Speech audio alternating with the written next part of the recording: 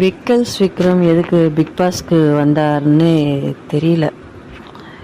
ஏன்னா மற்றவங்கலாம் லைஃப்பில் அடுத்த ஸ்டெப்புக்கு போகணுன்னு வர்றாங்க. பட் விக்ரம் ஆல்ரெடி வெளியில் நல்லா தான் ஷைன் ஆகிட்டுருக்காரு.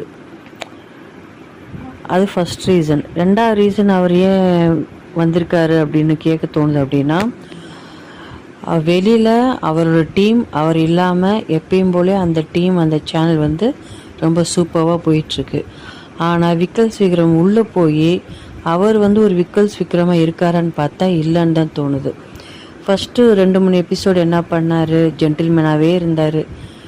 பிக் பாஸை விக்ரம் அப்படின்னு சொல்லி கூப்பிட்டாரு.